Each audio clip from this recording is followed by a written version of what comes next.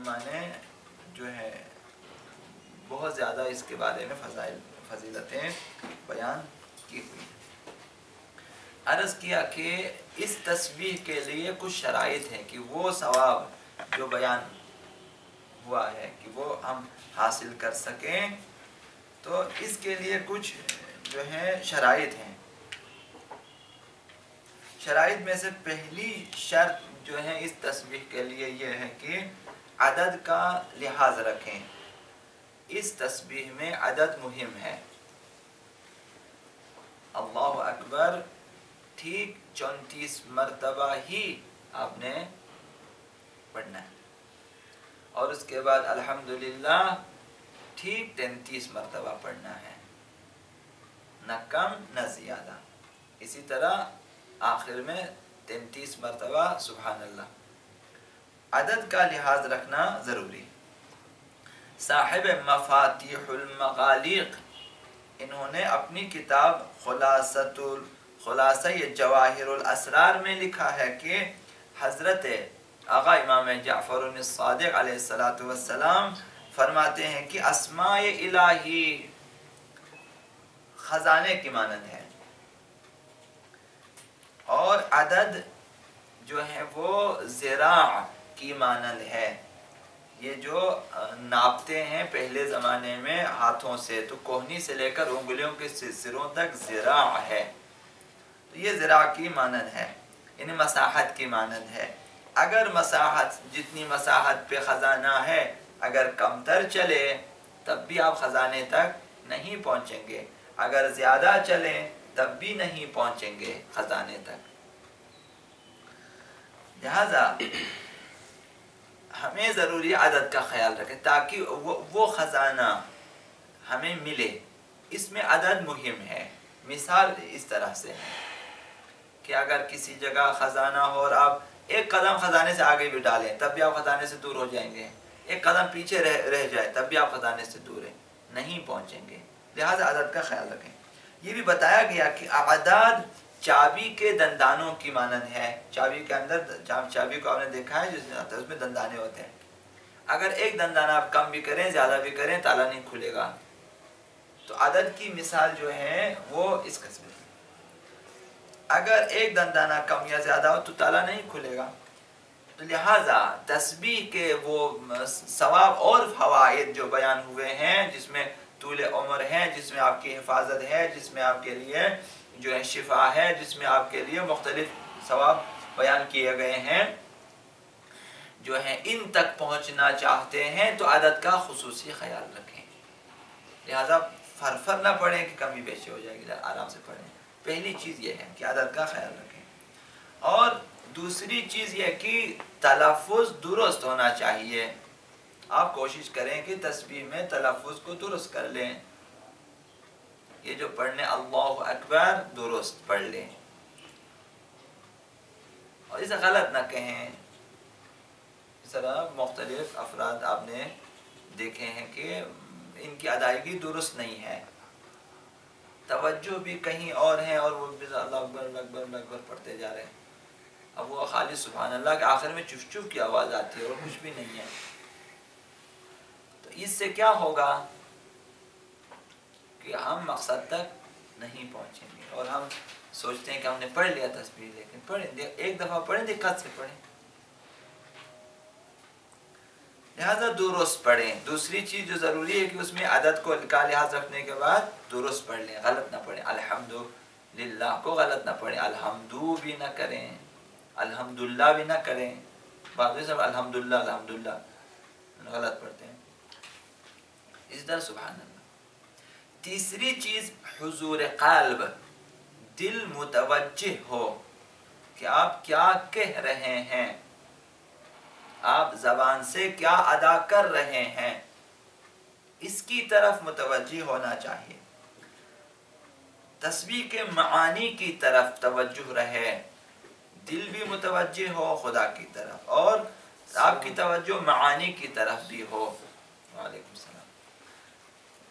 ایسا نہ ہو کہ زبان پہ تسبیح جاری ہو اور دل کہیں اور کھویا ہے، دل کہیں اور پہنچا ہوا ہے. اور بالکل متوجہ تسبیح نہ ہو، ایسا نہیں ہونا چاہیے۔ اگر زبان پہ تسبیح ہو اور ہاتھ میں تسبیح کے دانے، لیکن دل کہیں اور ہے، تجارت میں ہے دل، آج کل زیادہ تر دل انٹرنیٹ پر ہیں تو دل ادھر ہے، دل چیٹنگ میں ہے فیس بک پہ، اور دیتا تسبیح وہ بھی جلدی کریں تاکہ وہاں جائیں، دوست کے ساتھ آپ نے کہا کہ میں جلدی آ جاؤں گا، آپ بیٹھیں۔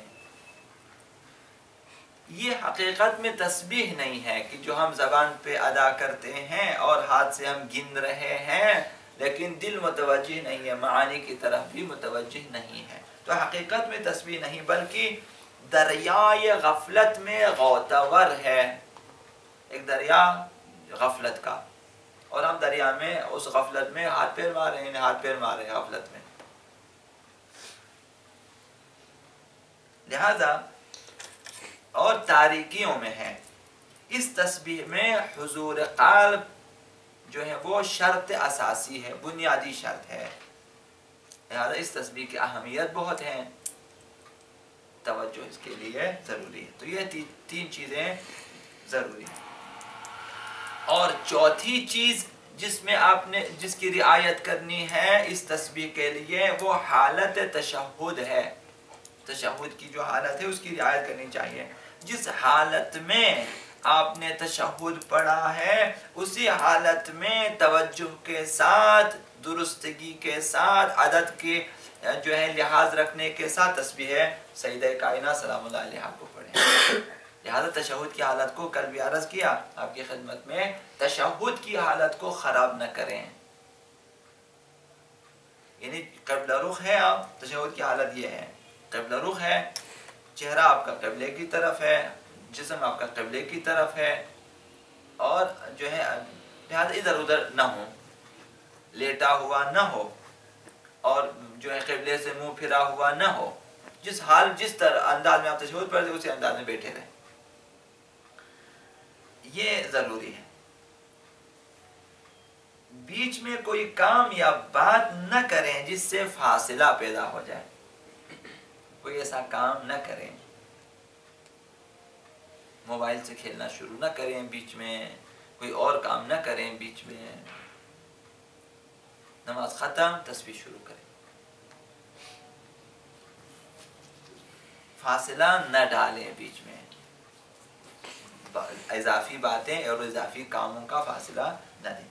لہذا یہ تین چار چیزیں شرط ہیں تسبیح میں تاکہ آپ وہ فائدہ حاصل کر سکیں۔ سوتے وقت آپ سے کہا کہ آپ تسبیح پڑھ لیا کریں، اسی طرح سے پڑھیں، باوضو قبل رخ، تشہد کی حالت میں قبل رخ بیٹھیں کافی ہے، یہی تشہد کی حالت ہوتی ہے۔ آپ تشہد اس طرح پڑھیں اس طرح پڑھیں فرق نہیں پڑتا، تشہد پڑھنے کی یعنی اس طرح آپ تشہد پڑھ سکتے ہو، تو اس طرح صحیح ہے، قبل رخ بیٹھیں اور تسبیح کو پڑھیں توجہ کے ساتھ، اور آخر میں ایک استغفار اور ایک لا الہ الا اللہ بھی ساتھ پڑھیں، تو اب انشاءاللہ العزیز فائدے جو ہے حاصل ہو جائیں۔ تعقیبات میں دوسری چیز، اب یہ تسبیح پہلی چیز تھی، دوسری چیز جس پہ زیادہ تاکید کی گئی ہے وہ دعا کرنا ہے، خداوند متعال کی بارگاہ میں دعا کرنا ہے۔ حضرت آقا رسول خدا صلی اللہ علیہ وآلہ وسلم فرماتے ہیں کہ اپنی نمازوں کے وقتوں میں دعا کے لیے بارگاہ خداوندی میں اپنے ہاتھوں کو اٹھا لو، نماز کے اوقات میں بارگاہ خداوندی میں دعا کے لیے ہاتھوں کو اٹھا لو، کیونکہ یہ بہترین اوقات ہیں، نماز کے اوقات بہترین اوقات ہیں، ان میں خدا اپنے بندوں پہ نظر رحمت فرماتا ہے۔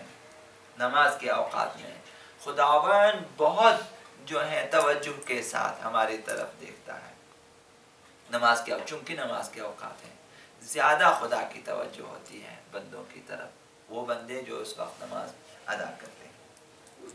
اگر بندہ ان اوقات میں مناجات کرے تو جواب دے دیتا ہے، اگر پکاریں تو خداوند لبیک کہتا ہے، اور دعا کریں تو خداوند قبول کرتا ہے، یہ پیغمبر صاحب نے فرمایا۔ لہٰذا اگر آپ چاہتے ہیں دعا کریں، نماز کو مختصر نہ کریں. نماز میں دعا ہو سکتی ہے, نماز کے بعد دعا ہو سکتی ہے.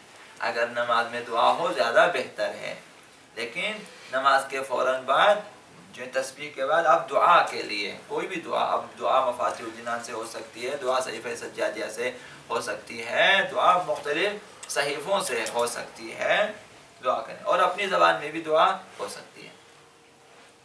تو دعا کے لیے بہترین اوقات نماز کے اوقات ہیں, مخصوصاً اول وقت. نہ ان کی جس ٹائم پہ ہم نماز پڑھتے ہیں, نہ جس ٹائم پہ نماز کے لیے اذان دی جاتی ہے, جس ٹائم پہ نماز کا وقت ہو جاتا ہے, وہ ان اول وقت مہم ترین ہے نماز کے اوقات میں. حضرت آقا امام جعفر الصادق علیہ السلام فرماتے ہیں کہ واجب نمازوں کے بعد دعا کی فضیلت مستحب نمازوں کے بعد دعا کی نسبت ایسی ہے جیسے واجب نمازوں کی فضیلت مستحب نمازوں پہ. کس قدر فضیلت ہے واجب نمازوں کو کہ اگر آپ انجام نہ دیں, کہ اگر مسلمان اسے ترک کر دیں تو فرمایا فقط کفر, گویا کفر کیا ہے. جو شاید واجب نمازوں کو ترک کرتے ہیں یہ کفر کے بارڈر پر ہے. نماز نہ پڑھنے والا کفر کے بارڈر پر ہے, بس وہ ہلکا سا ایک قدم کی ضرورت, آگے کافر ہو جاتا ہے. نماز نہیں پڑھتا بالکل بارڈر پر ہے, آگے انکار بھی کریں تو مکمل کافر ہے, انکار بھی کریں کافر ہو جاتا.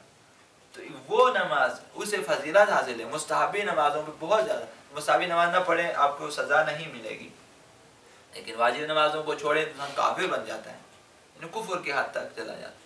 تو جو فضیلت برتری واجب نمازوں کو حاصل ہے مستحب نمازوں پہ, یہی فضیلت واجب نمازوں کے بعد دعا کی ہے مستحب نمازوں کی نسبت. کہ آپ مستحب نمازوں کے بعد دعا کریں اس کی اہمیت کم ہے, واجب نمازوں کے بعد دعا اس کی اہمیت زیادہ ہے. اور یہ بھی فرمایا چھٹے امام نے کہ بعد از نماز کثرت سے دعا کرنا کثرت سے قراءت قرآن سے بھی افضل ہے. چھٹے امام نے, آقا امام صادق علیہ السلام نے فرمایا کہ واجب جو ہے بعد از نماز, نماز کے بعد کثرت سے دعا کرنے, زیادہ سے زیادہ دعا کرنا زیادہ سے زیادہ قراءت سے بہتر ہے. ایک انسان دعا نہ کرے اور مسلسل قرآن پڑھے, ایک انسان زیادہ دعا کرے کم قرآن پڑھے, یعنی آقا امام صادق کے اس قول کے مطابق اس کی فضیلت زیادہ ہے کہ دعا کریں. نماز کے بعد زیادہ سے زیادہ دعا کریں, نہیں کہ آپ ہمیشہ زیادہ سے زیادہ دعا کریں, باقی اوقات میں آپ قرآن پڑھیں, زیادہ سے زیادہ پڑھیں, اس کی فضیلت اپنی جگہ. لیکن نماز کے بعد آپ کے پاس دو مثال آپشنز ہیں, ایک یہ کہ میں زیادہ سے زیادہ قرآن پڑھوں, یا ایک کہ میں زیادہ سے زیادہ دعا پڑھوں. تو جس قدر دعا زیادہ پڑھیں گے فضیلت زیادہ ہے. یعنی ضروری ہے کہ واجب نمازوں کے بعد کم از کم انسان حتماً خدا کی بارگاہ میں دعا کرے. تو یہ جو اجتماعی دعا ہوتی ہے یہ اس لیے بھی ضروری ہے. یہ جو نماز کے فوراً بعد پیچھے سے لوگ کہتے ہیں التماس دعا, اور آگے جو پیش نماز بیچارہ دعا کر لیتا ہے, یہ اس لیے ضروری ہے کہ کم از کم انسان جو لوگ جلدی جانا چاہتے ہیں ان کے لیے ایک مختصر دعا تو ہو, کہ کل کو یہ نہ کہ بغیر دعا کے نکل گئے, نہ مختصر دعا کریں, اس کے بعد جن کے لیے کام ہے ضروری ہے وہ نکل جائیں تاکہ وہ محروم نہ رہیں اس فضیلت سے. بقول حضرت آقا امام محمد باقر علیہ السلام فرمایا کہ واجب نمازوں کے بعد دعا کرنا خود مستحبی نمازوں کے پڑھنے سے بھی افضل ہے. ابھی آپ مثال واجب نمازوں کے بعد بغیر دعا کے کھڑے ہو جائیں, نوافل شروع کریں اور مستحبی نمازیں پڑھتے رہیں. اہل بیت نے فرمایا کہ ضرور دعا کریں, اگرچہ نمازیں بافضیلت ہیں, مستحب نمازوں کی زیادہ فضیلت, نوافل کی بہت زیادہ فضیلت ہیں, لیکن دعا کی فضیلت زیادہ ہے. تو ایسا نہ ہو کہ آپ دعا ترک کریں اور نمازوں پہ نمازیں, نہ, دعا ضرور کریں. واجب نمازوں کے بعد ضرور دعا کریں, پھر بے شک آپ نوافل کی نمازیں بجا لایا کریں. یہ تعقیبات میں دوسری چیز ہے, عرض کیا کہ دعا کرنا حتماً. تو تیسری چیز انشاءاللہ کل عرض کروں گا آپ کی خدمت میں. محمد و آل محمد.